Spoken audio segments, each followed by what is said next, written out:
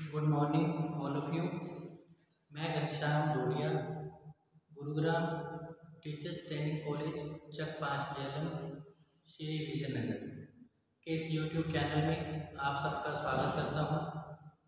आज हम BEd second year gender, विद्यालय एवं समाज, इसके अंतर्गत आज का जो हमारा टॉपिक रहेगा वह है राष्ट्र के विकास में नारी यानी स्त्रियों का क्या योगदान है।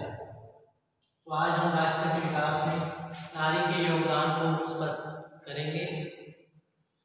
जैसा कि समाज के विकास में स्त्री और पुरुष दोनों का ही सहयोग अत्यंत आवश्यक है, तभी समाज विकास कर सकता है। क्योंकि जिस समाज में स्त्री अशिक्षित होती है तथा अपने अधिकारों के प्रति जागरूक नहीं होती है, वह समाज कभी भी विकास नहीं कर सकता। स्त्रियों में साक्षरता की जो दर है पुरुषों की तुलना में कम है।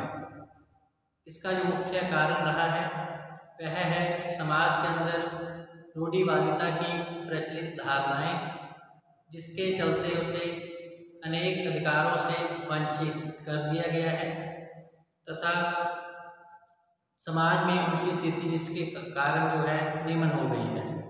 जैसे पर्दा प्रथा, बाल विवाह, दहेज प्रथा, इन सब लैंगिक भेद, इन सब के परिणाम स्वरूप स्त्री की स्थिति में काफ़ी गिरावट आती है तथा वह समाज में अपने अधिकारों के प्रति जागरूक नहीं हो पाती है तथा पितृसत्तात्मक व्यवस्था के अंतर्गत समाज में महत्वपूर्ण अधिकार जो दायित्व है पुरुषों को सौंपे गए हैं, जबकि स्त्रियों को इनसे वंचित रखा गया है।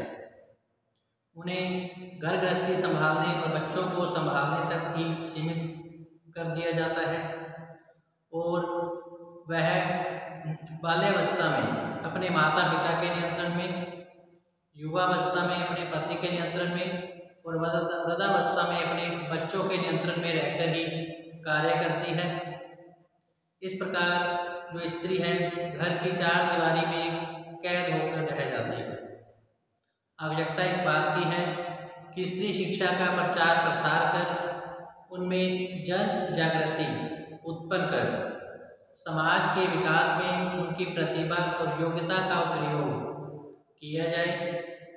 स्त्री शिक्षित होने पर वह अपने परिवार की देखरेख, बच्चों को अच्छे संस्कार दे सकती है तथा समाज के विकास में अपनी मुख्य भूमिका निभा सकती है। तो राष्ट्र के विकास में नारी भी अपनी मुख्य भूमिका निभा सकती है।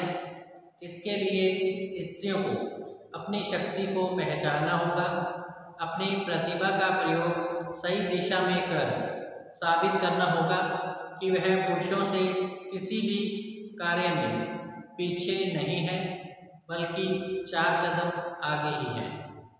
आज वर्तमान में स्त्रियों की स्थिति में काफ़ी सुधार होने लगा है। आज वैधानिक कानून का निर्माण कर स्त्रियों को उसके अधिकारों के प्रति जागृति उत्पन्न की जा रही है तथा उसके साथ हो रहे शोषण और अन्याय को समाप्त करने के लिए सरकार द्वारा अनेक प्रयास किए जा रहे हैं। कन्या भ्रूण हत्या, दहेज प्रथा, बाल विवाह आदि पर प्रतिबंध लगाया गया है सरकार के द्वारा। आवश्यकता इस बात की है कि इन कानूनों के प्रति महिलाओं में जागृति उत्पन्न की जाए, जिससे कि वे अपने अधिकारों की मांग कर सकें। तो राष्ट्र के विकास में जितना योगदान पुरुषों का है उतना ही योगदान स्त्रियों का भी रहा है। स्त्रियों ने भी इसमें अपनी महत्वपूर्ण भूमिका अदा की है।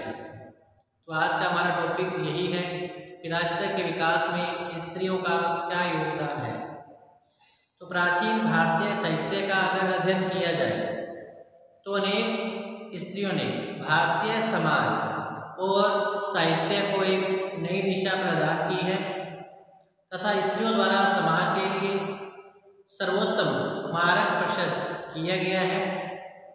प्रारंभिक वैदिक काल में स्त्रियों को पुरुषों के समान ही शिक्षा प्रदान की जाती थी तथा स्त्रियां सामाजिक और धार्मिक उत्सवों में बढ़ चढ़कर भाग लेती थी। उन्हें शिक्षा प्राप्त करने का अधिकार था। वैदिक काल में अनेक विदुषी नारियां हुई, जिनमें गार्गी, मैत्रेयी, कात्यायनी, घोषा, लोपामुद्रा आदि के नाम मुख्य रूप से लिए जा सकते हैं। तो इसके साथ ही प्रारंभिक वैदिक काल में पुरुषों के समान जैसा कि स्त्रियों को शिक्षा प्रदान की जाती थी, जिसके कारण स्त्रियों द्वारा भी शिक्षा और समाज के संदर्भ में विचार प्रकट किए गए। इस संदर्भ में जो है गार्गी, मैत्रेयी का नाम जो है विशेष रूप से लिया जा सकता है। तो सर्वप्रथम हम देखते हैं राष्ट्र के विकास में नारी का योगदान किस काल में किस प्रकार से रहा था। पहले वैदिक काल में गार्गी और मैत्रेयी का समाज के लिए योगदान को स्पष्ट करेंगे। इसके पश्चात मध्यकाल में स्त्रियों का समाज के लिए क्या योगदान रहा। फिर इसके पश्चात अंग्रेजी शासन काल में स्त्रियों का समाज के लिए क्या योगदान रहा। फिर अंत में देखेंगे स्वतंत्र भारत में स्त्रियों का योगदान किस प्रकार से रहा, चाहे सामाजिक क्षेत्र हो, राजनीतिक क्षेत्र हो, धार्मिक हो, मनोरंजन का क्षेत्र हो, चाहे वो विज्ञान का क्षेत्र हो, चाहे वह खेल का क्षेत्र हो, आदि में इनकी क्या भूमिका रही है। इसकी जानकारी राष्ट्र के विकास में नारी के योगदान के अंतर्गत प्राप्त करेंगे। सर्वप्रथम वैदिक काल में गार्गी एवं मैत्रेयी का समाज के लिए जो योगदान है, इसके बारे में जानकारी प्राप्त करेंगे। तो गार्गी एवं मैत्रेयी ने स्त्री एवं पुरुषों को नैतिक व्यवहार को मान्यता प्रदान की थी। इनके अनुसार स्त्री को पुरुषों के प्रति नैतिकता का भाव का प्रदर्शन करना चाहिए तथा पुरुष को स्त्री के संरक्षण एवं संवर्धन के लिए सदैव ही सहायता करनी चाहिए। तो गार्गी एवं साहित्य ने स्त्री पुरुषों के नैतिक व्यवहार को मान्यता प्रदान की, जिसके अनुसार स्त्री को पुरुष के प्रति नैतिकता का भाव रखना चाहिए तथा पुरुष को स्त्री के संरक्षण एवं संवर्धन के लिए सदैव प्रयत्न करने चाहिए। इसी प्रकार गार्गी एवं मैत्रेयी, जो कि वैदिक काल की प्रमुख विदुषी नारियां रही, इन्होंने समाज में प्रत्येक स्त्री पुरुषों के आध्यात्मिक विकास पर बल दिया था, क्योंकि आध्यात्मिक विकास के अभाव में नैतिक एवं मानवीय आचरण की कल्पना नहीं की जा सकती। जब समाज में प्रत्येक व्यक्ति का आध्यात्मिक विकास होगा, तब वह व्यक्ति दूसरे के लिए समर्पित भाव से कार्य करने लगेगा। अतः गार्गी और मैत्रेयी ने आध्यात्मिक विकास पर बल दिया, जिसमें नैतिकता का समावेश आवश्यक है। 3 नंबर पे गार्गी एवं मैत्रेयी ने समाज को आदर्शवादिता का संदेश प्रदान किया था। गार्गी एवं मैत्रेयी ने समाज को आदर्शवादिता का संदेश प्रदान किया था। उन्होंने बताया कि मानव का जो जीवन है वह आदर्शवादी उच्च मूल्यों के लिए निर्मित हुआ है। इसलिए प्रत्येक स्त्री पुरुष को सदैव सत्य का वर्ण करते हुए सदाचार की ओर अग्रसर होना चाहिए, क्योंकि सदाचार के द्वारा ही आदर्शों को प्राप्त किया जा सकता है और आदर्शवादी समाज की जो कल्पना है वह की जा सकती है। तो इस प्रकार सदाचार की भावना पर गार्गी और मैत्रेयी के द्वारा बल दिया गया था, क्योंकि सदाचार के द्वारा ही उच्च आदर्शों की प्राप्ति की जा सकती है।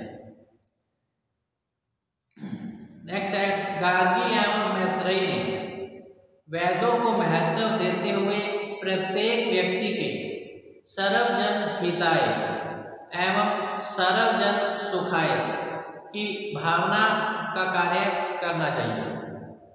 तो गार्गी और मैत्रेयी ने वेदों का महत्व बताते हुए कहा कि प्रत्येक व्यक्ति में सर्वजन हिताय एवं सर्वजन सुखाय की भावना से कार्य करना चाहिए। इससे सभी एक दूसरे के प्रति सहयोग और प्रेम से संबंधित होकर कार्य कर पाएंगे और समाज का जो वातावरण है वह प्रेम और आदर्श से पूर्ण होगा। तो इस प्रकार गार्गी और मैत्रेयी के द्वारा सर्वजन सुखाय की भावना की कल्पना की गई है, जिसके अंतर्गत जो व्यक्ति हैं एक दूसरे के साथ सहयोग और प्रेम का भाव रखते हुए समाज के विकास में अपना योगदान दे पाएगा। इससे जो समाज का वातावरण है वह प्रेम और आदर्श से पूर्ण होगा। इसी प्रकार गार्गी और मैत्रेयी ने समाज में ईश्वरीय आस्था को बढ़ावा दिया था। ईश्वरीय आदेश के रूप में समाज में प्रत्येक व्यक्ति को सदाचार का सहारा लेना चाहिए। प्रत्येक व्यक्ति को सदाचार का सहारा लेना चाहिए और मन से दुराचार की जो भावना है उसको निकाल देना चाहिए। अर्थात किसी के भी प्रति ईर्ष्या द्वेष की भावना नहीं होनी चाहिए। सदाचार सदैव समाज के लोगों की भलाई में ही अपना योगदान देना चाहिए। इससे मानसिक शांति और पुण्य की प्राप्ति होती है। तो गार्गी और मैत्रेयी के अनुसार व्यक्ति में सदाचारी भावना का विकास करना चाहिए और उसके मन से दुराचार की भावना मिटानी चाहिए। इससे समाज में जो है व्यक्तियों को मानसिक शांति मिलेगी और पुण्य की प्राप्ति होती है। इसी प्रकार गार्गी और मैत्रेयी के द्वारा पाप पुण्य, स्वर्ग नरक की अवधारणा को भी स्पष्ट किया गया है। इन साधुओं का मानना था कि मन वचन कर्म से किसी को प्रताड़ित करना पाप है। अर्थात मन वचन कर्म से हमें किसी का भी अहित नहीं करना चाहिए। मन वचन और कर्म से सदाचारी होना ही पुण्य का कार्य होता है। पाप आत्मा को नरक की प्राप्ति होती है, अर्थात पापी व्यक्ति को नरक की प्राप्ति होती है और जो पुण्य आत्मा होती है वह स्वर्ग की ओर जाती है। इस प्रकार गार्गी और मैत्रेयी ने स्वर्ग नरक की कल्पना के द्वारा व्यक्ति को सत्कर्म करने की सलाह दी है कि व्यक्ति को सदैव अच्छे कर्म करने चाहिए, जिससे कि उसे स्वर्ग की प्राप्ति हो। बुरा कर्म करने पर व्यक्ति को नरक भोगना पड़ता है तथा उसे कर्मों के अनुसार जन्म लेना पड़ता है। तो इस प्रकार स्वर्ग नरक की कल्पना के द्वारा व्यक्ति में भय का वातावरण उत्पन्न कर समाज के विकास में अपना मुख्य योगदान दिया गया है। इसी प्रकार गार्गी और मैत्रेयी ने पति पत्नी के संबंधों की भी विवेचना की है। गार्गी और मैत्रेयी ने पति पत्नी के संबंधों की भी विवेचना की है और इसमें विश्वास और आस्था को बढ़ावा देने के बारे में जानकारी प्रदान की गई है। इसमें कहा गया है कि पतिव्रत धर्म का स्त्रियों के लिए पालन करना अत्यंत आवश्यक है। अतः प्रत्येक स्त्री को अपने पतिव्रत धर्म का पालन करना चाहिए और इसके लिए पुरुषों के लिए भी स्त्रियों के प्रति सकारात्मक दृष्टिकोण रखना चाहिए। अर्थात स्त्री और पुरुष पति और पत्नी को एक दूसरे के प्रति विश्वास का रिश्ता रखते हुए एक दूसरे के प्रति समर्पण का भाव रखना चाहिए तथा स्त्री को अपने पतिव्रत धर्म का पालन करते हुए सदैव ही उसके विकास एवं उसके परिवार की सेवा में अपना जीवन व्यतीत करना चाहिए और पति को भी अपने पत्नी के प्रति सकारात्मक भाव रखते हुए उसे विकास हेतु अवसर प्रदान करने चाहिए। इसी प्रकार गार्गी और मैत्रेयी ने दोनों ने ही स्त्रियों के लिए उस मार्ग को तैयार किया जिससे समाज की प्रत्येक स्त्री ज्ञान और अध्यात्म की शिक्षा प्राप्त करके पुरुषों की भांति प्रतिष्ठा पद को प्राप्त कर सकती है। गार्गी और मैत्रेयी ने स्त्रियों के लिए उस मार्ग को तैयार किया जिससे समाज की प्रत्येक स्त्री ज्ञान एवं अध्यात्म की शिक्षा प्राप्त करके पुरुषों की भांति प्रतिष्ठा के पद को प्राप्त कर सकती है और समाज में उसको पुरुषों के समान अधिकार प्राप्त हो सकते हैं। अतः गार्गी और मैत्रेयी ने राष्ट्र के विकास में तथा महिलाओं की भूमिका को आवश्यक माना और इसके लिए महिलाओं में जागृति उत्पन्न करने का प्रयास किया गया। गार्गी और मैत्रेयी ने स्त्रियों के लिए उस मार्ग को तैयार किया था जिससे समाज की प्रत्येक स्त्री ज्ञान और आध्यात्मिक शिक्षा प्राप्त करके उच्च पद को प्राप्त कर पाए, जिससे कि उसका जो गौरव है वह पुरुषों के समान बन जाए। तो इस प्रकार राष्ट्र के विकास में नारी के योगदान के अंतर्गत आज वैदिक काल में गार्गी और मैत्रेयी का क्या योगदान रहा, इसके बारे में जानकारी प्राप्त की है। इसके पश्चात हम अगले वीडियो में तथा कल हम मध्यकाल में स्त्रियों का समाज के लिए क्या योगदान है, इसके साथ साथ अंग्रेजी शासनकाल में स्त्रियों का समाज के लिए क्या योगदान रहा तथा स्वतंत्र भारत में स्त्रियों ने समाज के लिए क्या योगदान किया है, इसके बारे में हम जानकारी प्राप्त करेंगे। इसके साथ ही आज का जो हमारा टॉपिक है यही समाप्त होता है। कल हम फिर से इस टॉपिक को लेकर हाजिर होंगे और मध्य काल में स्त्रियों के योगदान तथा अंग्रेजी शासन काल में स्त्रियों के योगदान की जानकारी हम कल की वीडियो में प्राप्त करेंगे। तब तक आप घर पे रहिए, सुरक्षित रहिए, पढ़ते रहिए। इसके साथ ही धन्यवाद।